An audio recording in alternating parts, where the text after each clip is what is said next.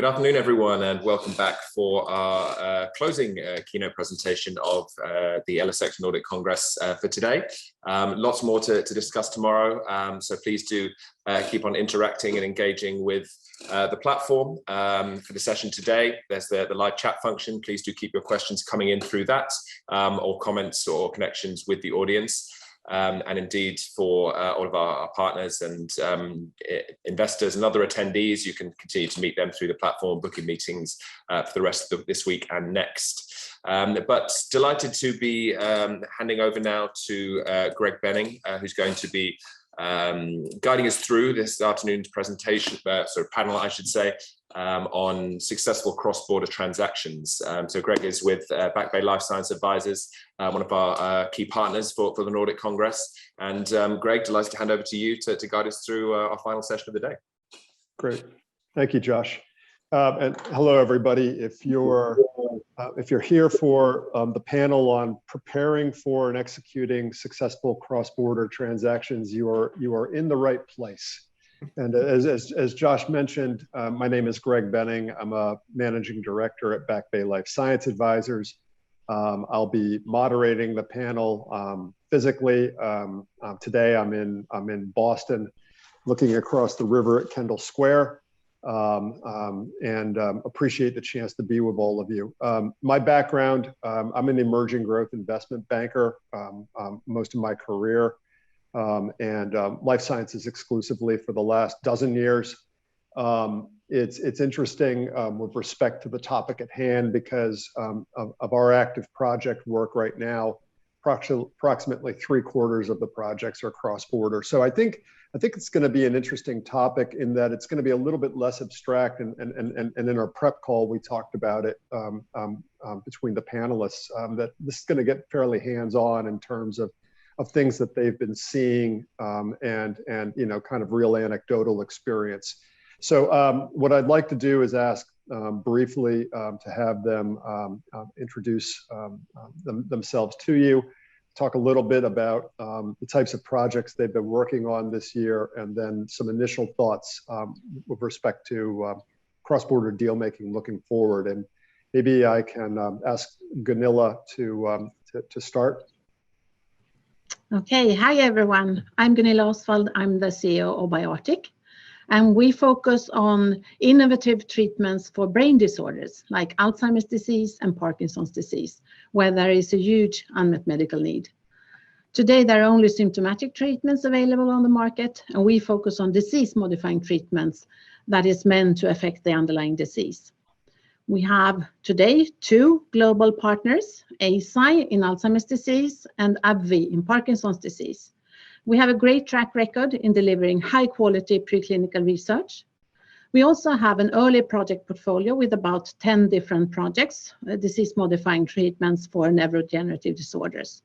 And we think they are of great opportunities for future partnering. So in summary, just to say, Biotic is built on great science. We have several great projects, and it's all done by great people. That's the base for our success. So great to be here today. Thank you. Magnus, would you like to go next? Yeah, certainly. So hello, everybody. I'm Magnus Corfitzen. I'm CEO of Ascelia Pharma, a Swedish biotech company, Nasdaq traded. So we are focused on improving the life of people living with rare cancer conditions by developing better medicine. So we have a phase 3 imaging agent for detection of liver lesions in a subset of patients. Orphan drug status will be the only product targeting a $500 million market, and an oral chemo agent heading into phase 2. So I've spent the last 7 years or so in this company. Prior to that, I spent more than a decade in investing and building biotech companies and medical device companies, both on the private side and on the public side. Thank you. Søren? Yeah, Søren Bregenholt, the CEO of Alligator Pharma, a Lund-based Swedish immuno-oncology company with a interesting pipeline of innovative antibodies in hard-to-treat cancers. We have a phase 2 study just sort of getting out of the starting blocks, and we are on the verge of completing a phase 1 study on our secondary assets. And then we have a very interesting immuno-oncology platform called Neo-X-Prime that we are just sort of getting ready to communicate about in the scientific conferences in the autumn, and start cross-border transactions on that. Being a Swedish company, cross-border transactions are, of course, needless to say, pretty important as the bigger takers are in other countries. My experience, I've spent the last 20 years in the biotech industry in companies like Symphogen and Novo Nordisk, and always been involved in deal making, either from the buy side or the sell side. And I think this topic is very, very interesting. Okay, and last but not least, Nathalie. Thank you, Greg. Good afternoon, good morning, everybody. My name is Nathalie Wengel. I'm part of the business development team at Pfizer. I'm an MD by training, and I've been at Pfizer now for quite some years, looking at opportunities in Europe for global deals. And I'm responsible for this across all the different therapeutic areas. So within Pfizer, we're divided in 2 different groups, and I think that that's important to say. I don't think that I need to tell you who Pfizer is, but I think that it's good for you to better understand how Pfizer is structured with respect to business development and who to contact. So we have 2 teams. We have the emerging science and innovation team that is focused at looking at assets from really target up to candidate space. And then we have the business development team that is focused at assets from candidate stage, phase 1, phase 2, phase 3, and beyond. So I'm part of the business development team. And within Pfizer, we're currently looking at 6 therapeutic areas that we're really looking at doing deals around. So one is immunology and inflammation. The other one is oncology, internal medicine, vaccines, rare diseases, and hospital care. And yeah, last but not least, I think that within Pfizer, cross-border transactions is something that we do all the time. Yeah, so Nathalie, maybe I can come back to you with the first question, but I think in terms of the flow of this panel, what we discussed doing was breaking it down into the component parts of deal making. So I think initially for the audience, we were going to talk about initiating deal flow and then shift over into implications on R&D stage companies versus companies that are pre-launch and commercialization. But Nathalie, just in terms of initiating deal flow during COVID, and I think clearly, Pfizer was very, very much focused on its successful rollout of a vaccine. But how have you seen the last, I guess you could start with COVID, but in particular, the last half dozen months changing for you in terms of sourcing ideas and networking, and has deal flow really come from things that have matured that you invested time in before? Where are the newest ideas coming from? I think usually and generally, most of the deals that we do are things that mature indeed over time. I don't think it has changed pre-COVID to during COVID. 2 of the examples that I can come up with is, for example, a deal that we did with Valneva around Lyme disease. That was really at the very beginning of COVID, around the March, April timeframe. I think we finally announced it in April. And we recently announced an acquisition of Trillium Therapeutics, a Canadian, Boston-based company that was also done during COVID times. And this is something, both deals were something that matured over time in the sense that, for example, with Trillium Therapeutics, this is a deal that I personally was not very involved in, but Valneva was a deal that I actually led. But with Trillium Therapeutics, I do know, and I spoke to a lot of people that were involved with the deal, is that we actually did an investment into Trillium Therapeutics in 2020 through our PBGI investment, Pfizer Breakthrough Growth Initiative. And we placed 25 million into the company.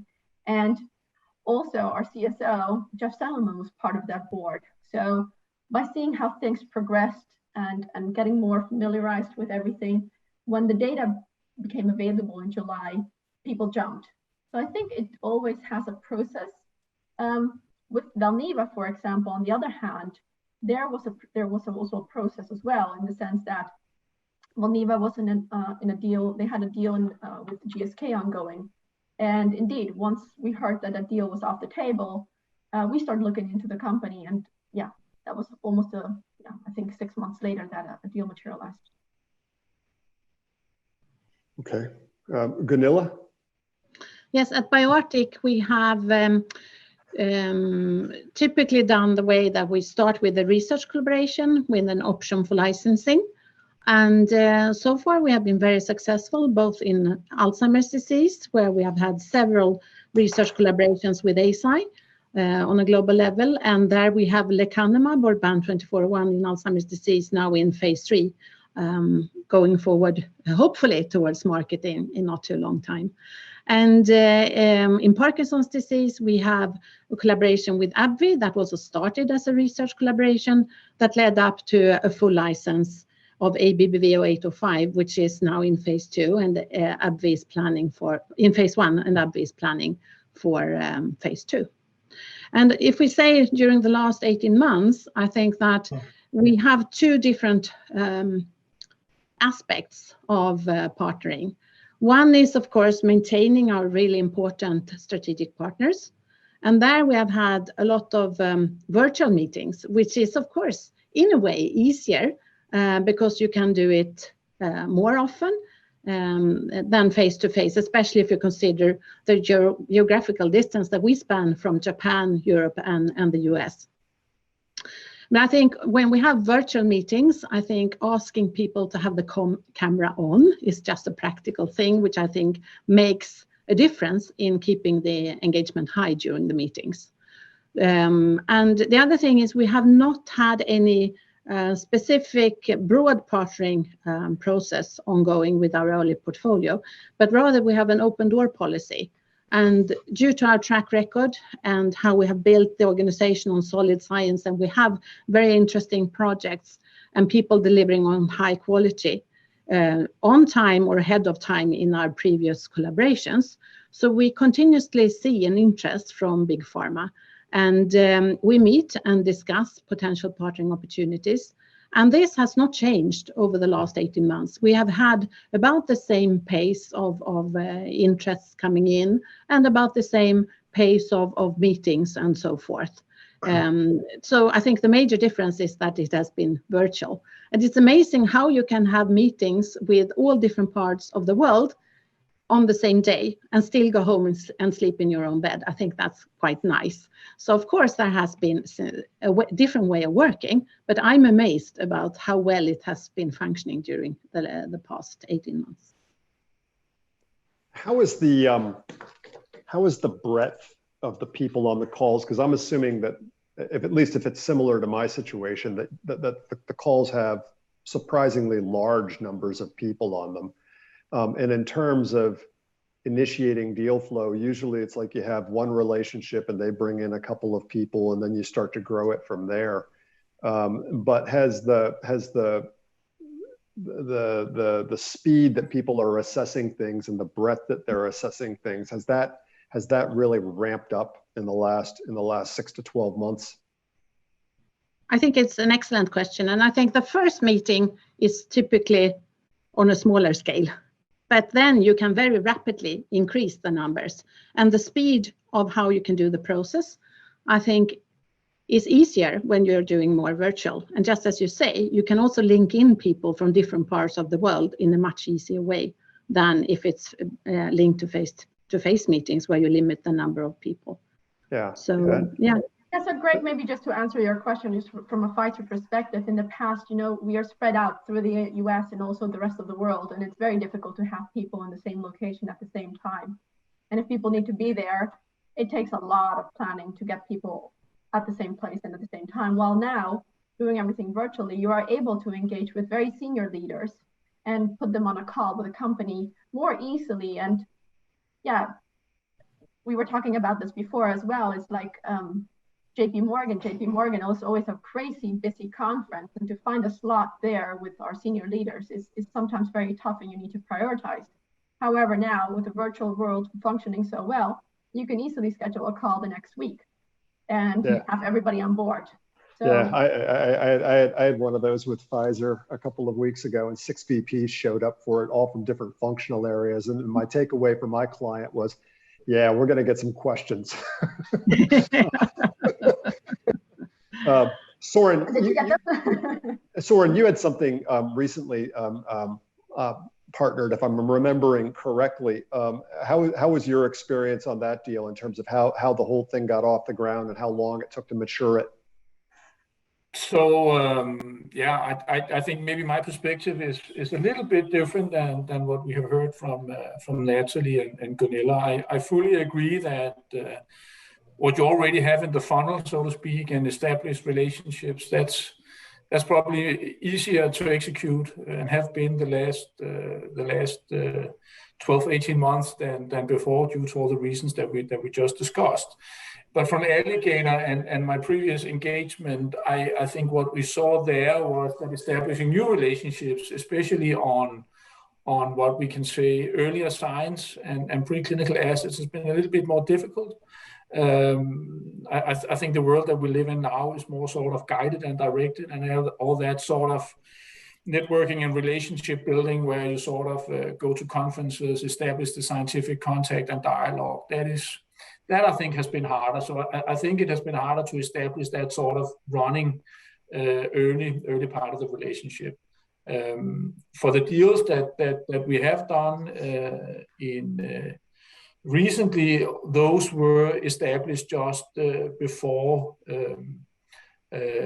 COVID sort of set in.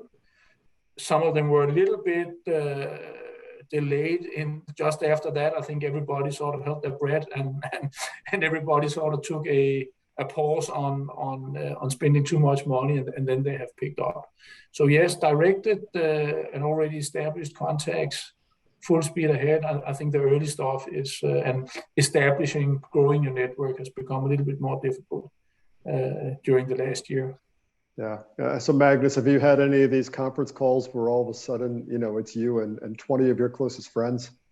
Yeah, absolutely. And not only with other companies, but also, all kinds of calls. So it's extremely efficient. But I think to me, especially when building partnerships, it's about building trust, a common joint purpose.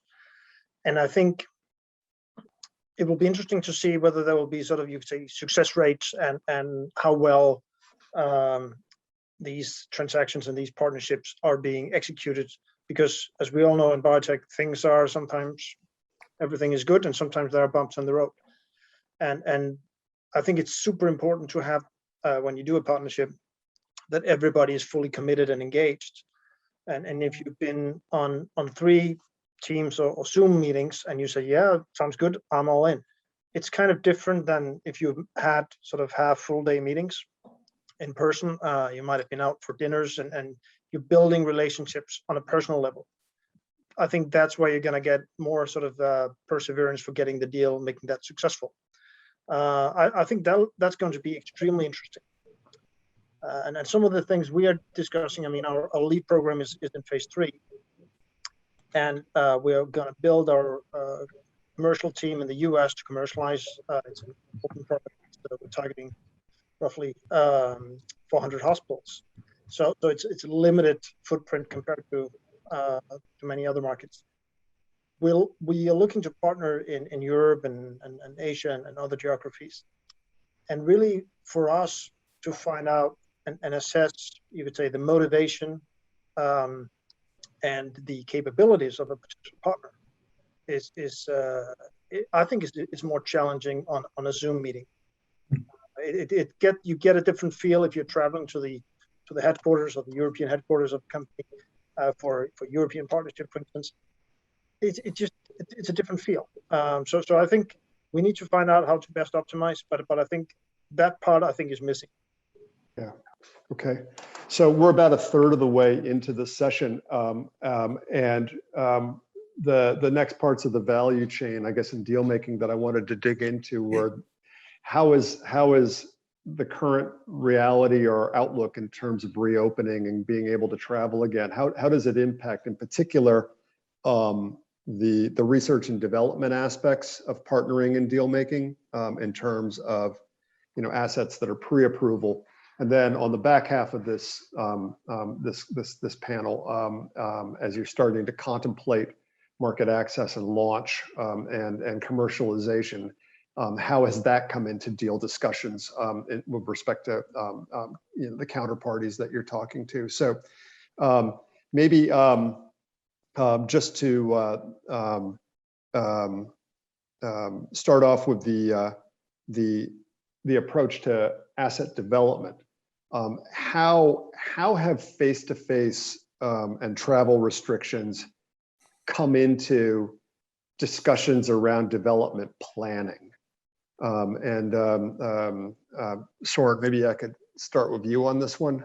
Yeah, but I think one and it goes a little bit back to Magnus' comments about sort of assessing the commitment, sort of the onboardness of your partners. I think that's key here.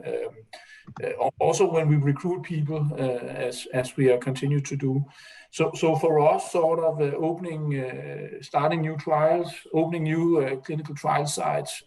I mean, we used to be there in person. I mean, we used to look the PI in the eyes and sort of get them onto the trials. Now that has become, at least the last year and a half, become very, very difficult.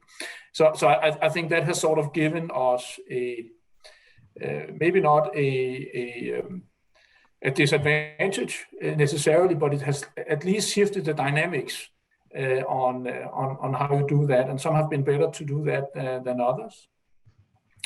I think we have naturally seen a queue now in the clinical trials that with sites. I mean, in Denmark, for instance, cancer diagnoses have gone down by 50% during the latter part of last year and the first half of this year. And that, of course, means less patients in clinical trials. And I think there is a backlog there. That has nothing to do with travel, but that's sort of a direct implications of the last year and a half. And we just need to, as an industry, sort of rebalance around that and be ready to bite the bullet. I am encouraging my staff to sort of really, when it's needed, to be there and take these meetings face to face. Of course, with all the precautions that are needed. One of the deals that you just spoke about, we're going to kick that off in a couple of weeks, and that's going to be face to face to build that sort of trust, and then be able to go back on a more sort of virtual operating model afterwards. I don't know if that answered your question, Greg, but yeah, I think that's on point. And Nathalie, so I mean, how have things changed on the? So this would obviously be on the earlier stage side of things, but having a Pfizer team that's wanting to bring the asset in house and take it from that point forward, versus optionality and collaboration and venture investment has changed at all now at the moment, indeed. So for example, with Valneva, we did a collaboration. With Trillium, we did an acquisition. I don't think that there's a difference in how we've been handling opportunities. I just think that we look at, what does the other party can bring to the table, and how do they want to move ahead, and what do we want? And then we decide upon what's the best possible deal to move forward. But with respect to nurturing relationships and building relationships, I think indeed, as you said, I think Magnus before, it is tougher to establish new relationships if they're completely new at the moment with COVID. Because, for example, being on a panel with people, it's not the same if you come across people in the hallway at a conference, every single conference, because that was how it was in the past. You just bumped into the same people over and over and over again every single week. And then at a certain point in time, you just remember who that person is. And even though you're not working together, you know what company they're working for. And there's going to be one point in time where you're going to be needing them and say, hey, what are you guys doing? And do you want to talk or something like that? And that's just not happening at the moment. However, I do not think that virtual relationships are not the same as it was before, in the sense, like, for example, with Valneva, there we had actually one face-to-face meeting with a company where a small team of Pfizer people were able to fly to Vienna in February. And that was just before the pandemic broke out. And that was it. After that, everything was done virtually. We did not have, we were not able to do any other diligence face-to-face. And we were on a call with them every single day to talk about how the clinical plan was going to look like, how the CMC work was going to work out, and also really integrating both teams to work very closely together to make a clinical development plan that fits, because they were going to continue running a couple of trials themselves, and we were going to continue the rest of the trials. So, and there you really felt like you knew them at a certain point in time, even though it was virtual, you had been on a call so many times and talking to them so many times that it was not different than doing this face-to-face. Yeah, Gunilla, citing trials, having teams stay intact. How has that come into the various discussions you've been having?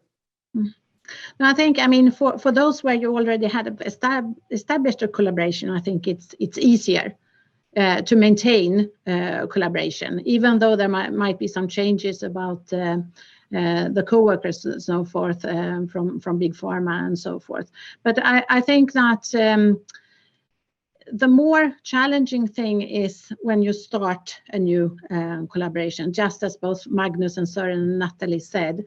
When you start a collaboration, I think the face-to-face kickoff meeting is so important in how you build a relationship. So, and also to build trust, which you do over the whole partnering process. And also at the kickoff meeting, where there sometimes is different people coming in after you have done the partnering process and you're working with a set of team from Big Pharma. Then when you are going to do a research collaboration and so forth and drive the program forward, either yourself or in collaboration with the Big Pharma, there might be new people coming in. And then I think the kickoff meeting there is extremely important. Of course, you can do it virtually, but if it is at all possible face-to-face, I think that's a true benefit. And then I think it's important to have close contacts and a lot of meetings to get to know each other and build trust. And when we did the AbbVie collaboration partnering, we did all the planning virtual. We did a lot of negotiations by phone.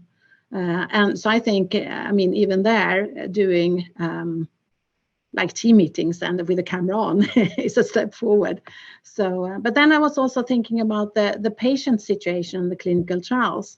Our partner Eisai, who are driving the lecanemab for early Alzheimer's patients in phase 3, what we saw was just last spring when the COVID pandemic situation had started, there were some patients who missed some doses.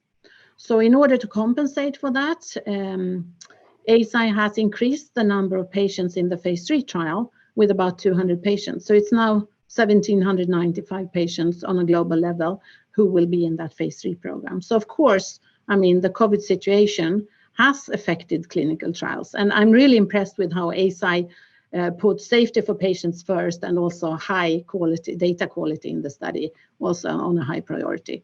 So, but of course, we have learned a lot of things during the COVID pandemic situation that we can bring with us in the future when we hopefully have a new normal.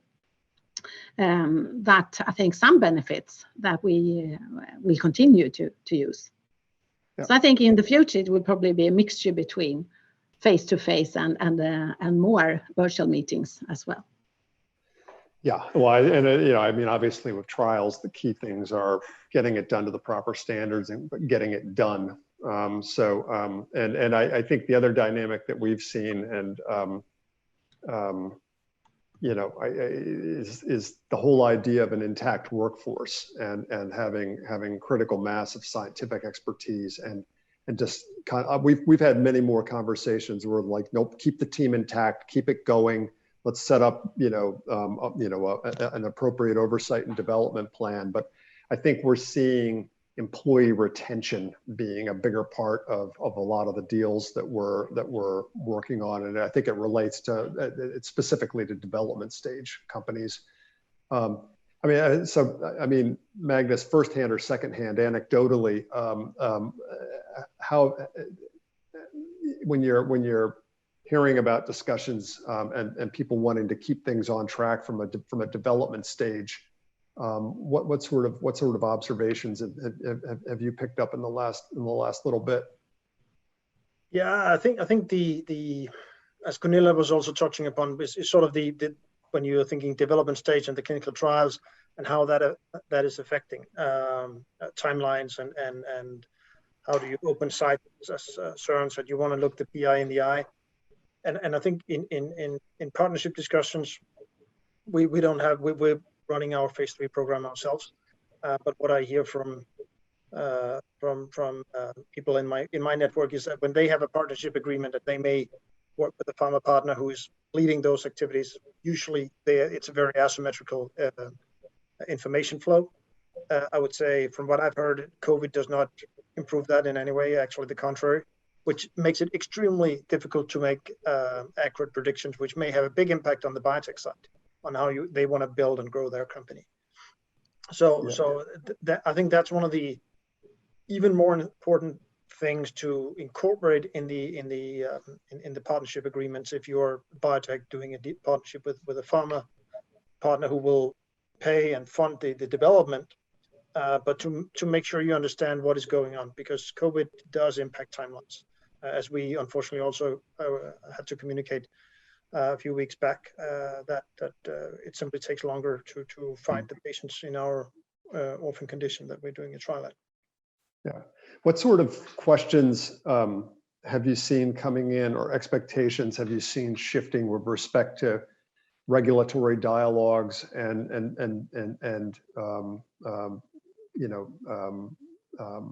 how people that are clearly not in the Nordics, the US regulators in particular, how you're communicating with them and how you're relating those communications with prospective partners? Or Nathalie, maybe I can kick this over to you in terms of what sort of expectations would you have of a Nordic company with respect to US regulatory dialogues? I'm not sure that I'm able to answer that question. I'm not sure what maybe you can rephrase it. Yeah, I guess I'm just again, in terms of this whole approach to drug development, I mean, a big question is, okay, how do you keep the regulators apprised, or when do you initiate regulatory dialogue, or what's your strategy for the regulatory pathway? And has that changed at all in the last 6 to 12 months with this increasingly sort of remote dynamic? At the moment, it has not changed for us. At the moment, we just look at what type of program it is. We look like at the clinical development and make a plan for that, for a regulatory plan.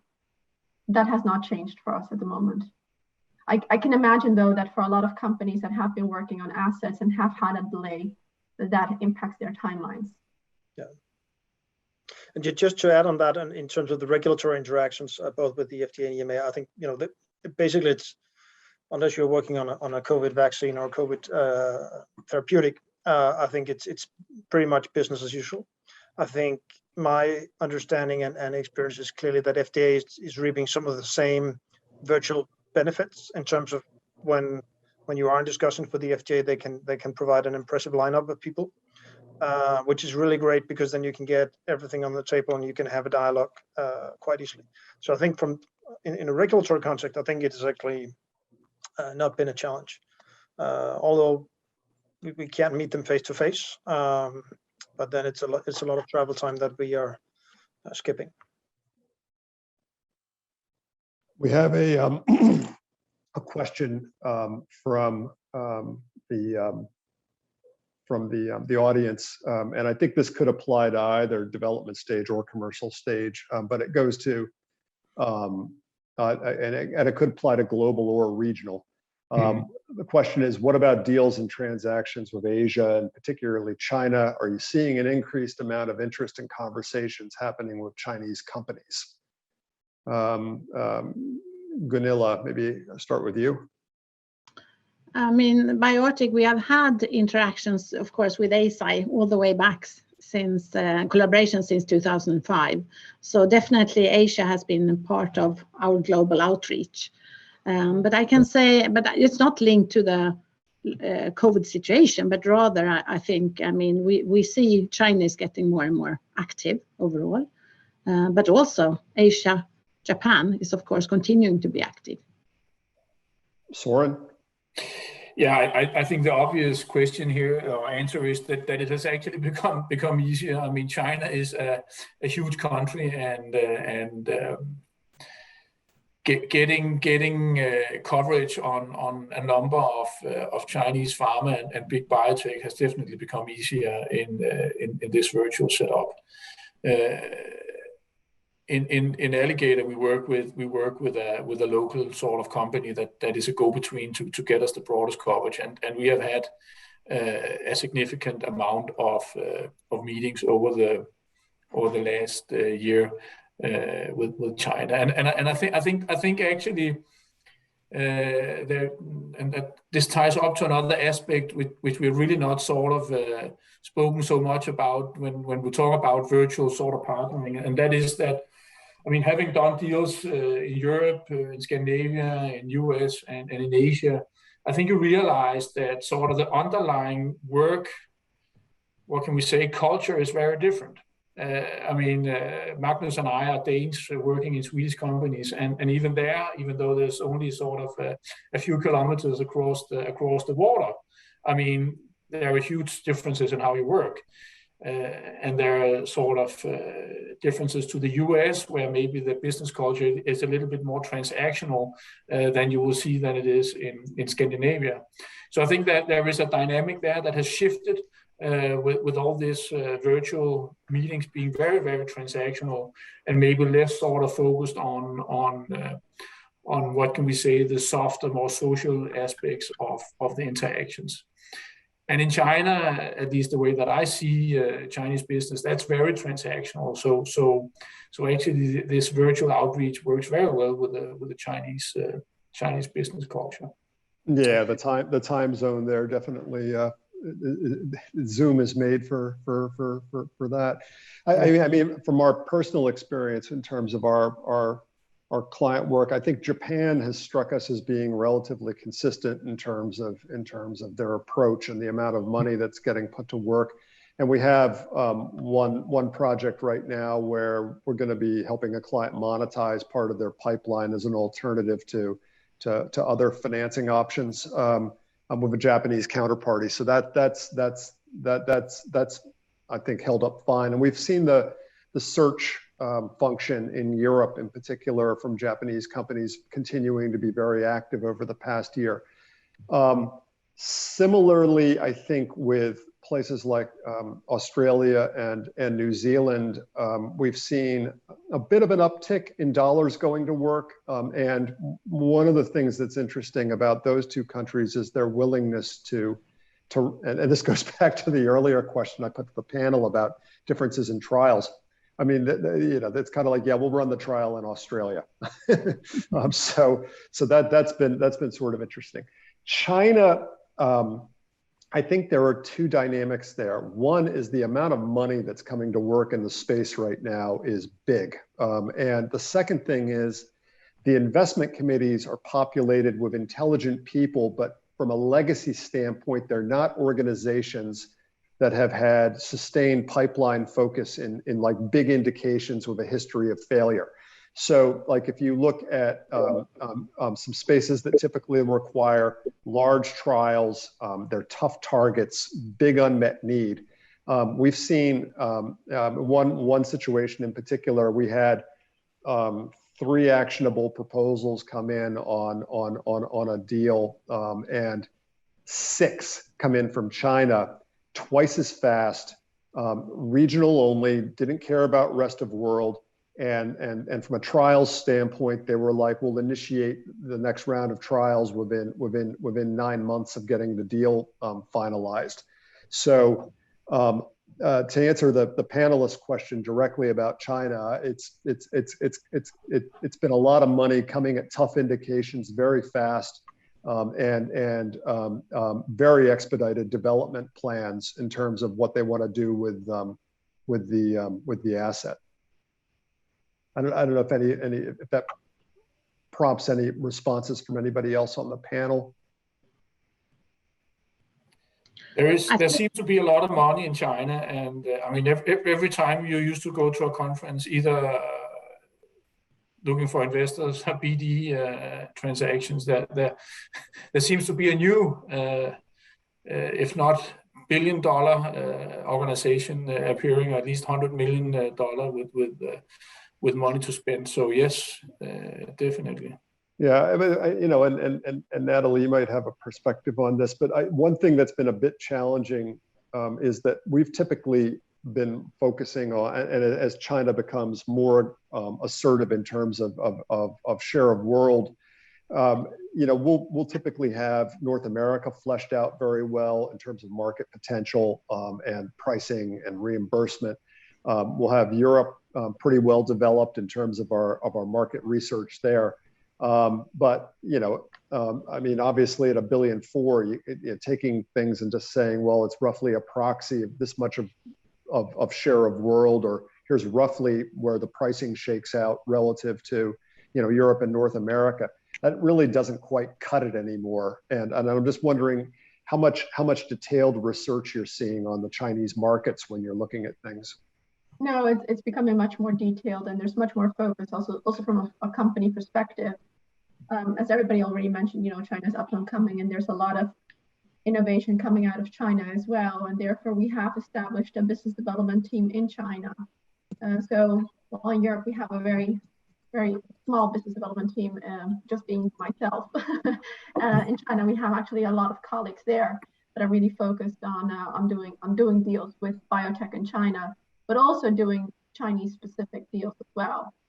So it being like a focus area for companies.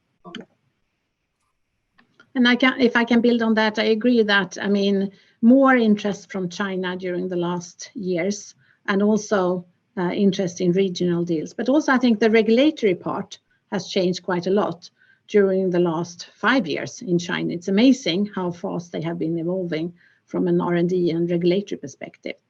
So I think it will be very interesting to follow China, and I think it's definitely a part of the world that we need to factor in for the future as well.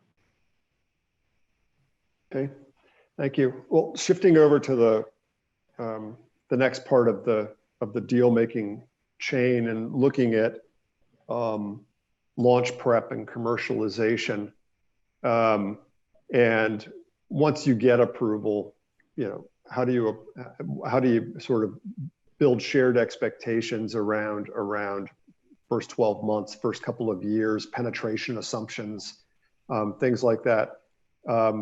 In a COVID kind of a dynamic, I mean, we already talked about lower cancer diagnoses, which you have to think has something to do with fewer people going in to see their doctors.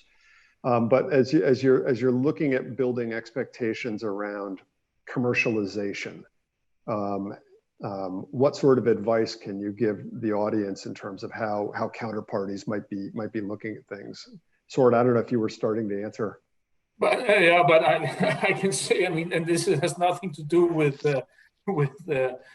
COVID, but just sort of a general dynamic when you come in as a biotech, and you're probably sort of focused on early mid-stage development, and sometimes you're not sort of maybe thought that too much through in terms of reimbursement and marketing and value.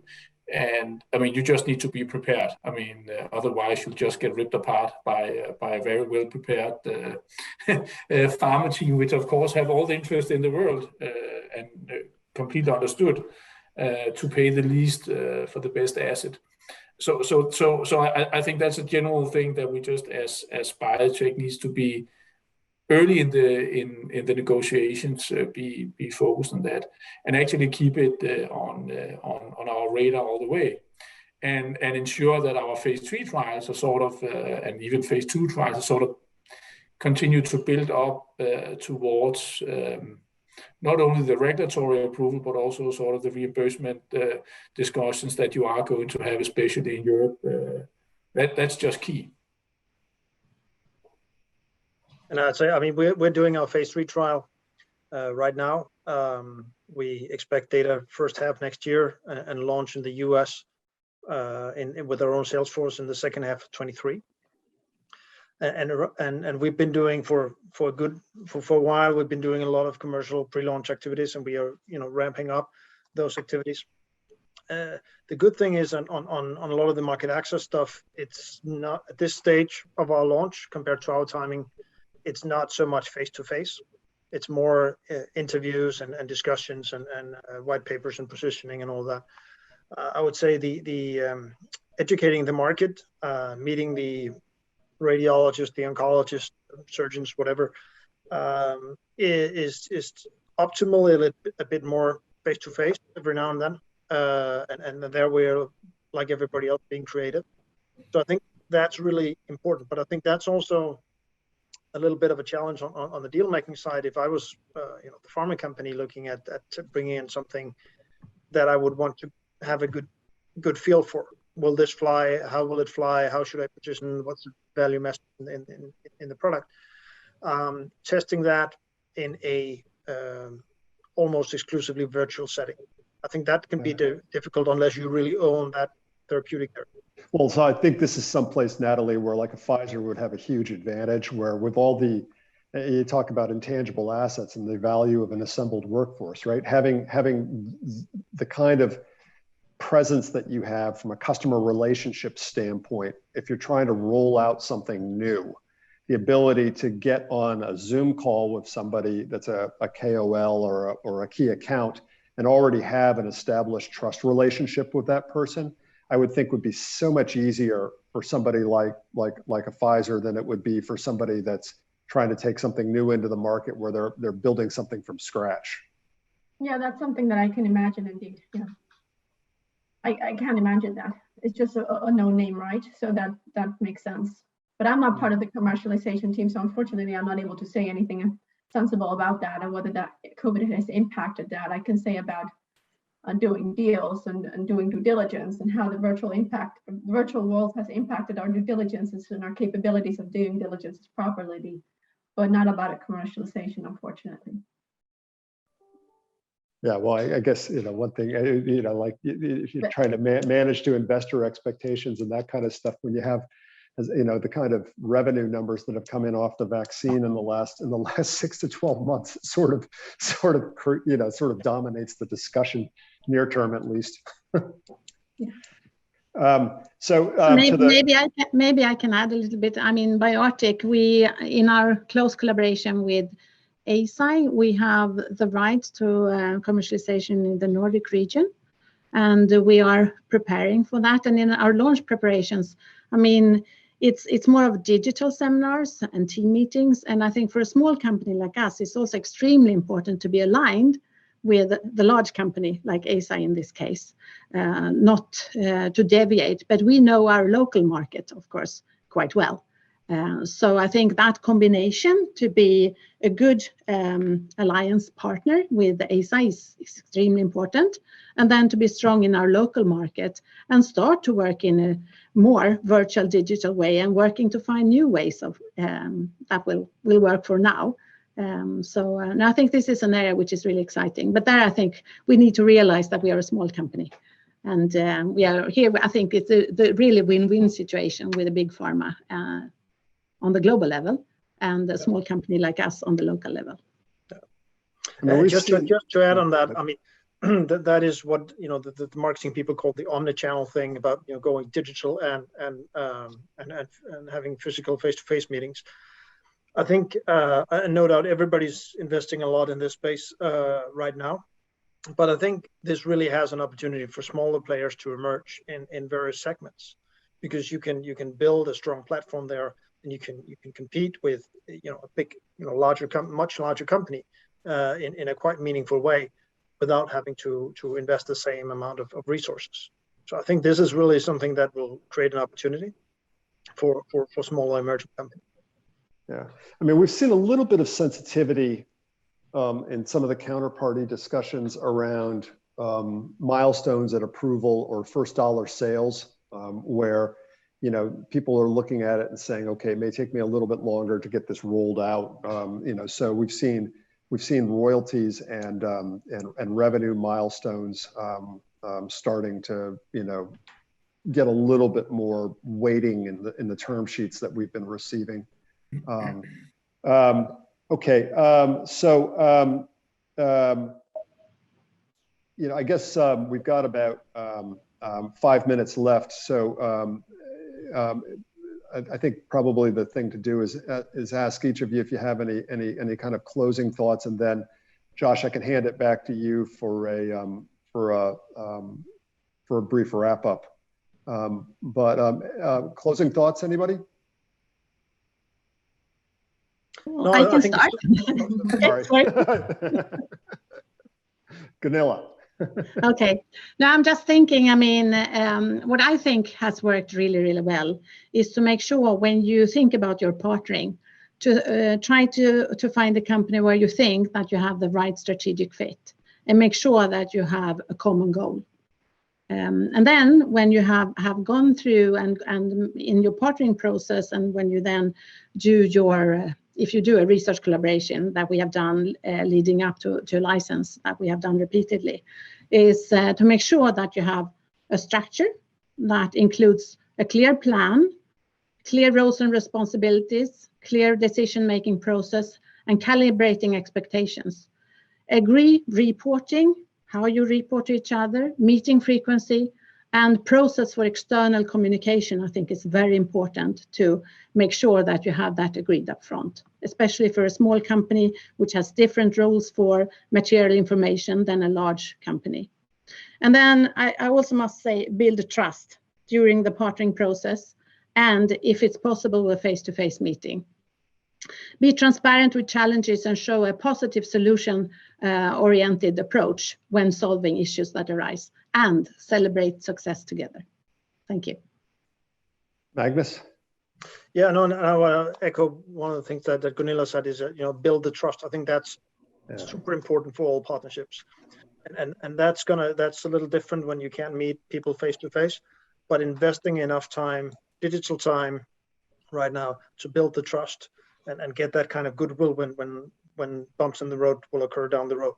I think that's super important. But I think, I mean, I'm very surprised about the resilience of the business system in terms of how so many things have been able to continue during COVID.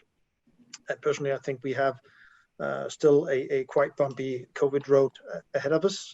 Things are improving with the vaccines, but I think still it's not these huge conferences that where people are partying or getting close in big sessions.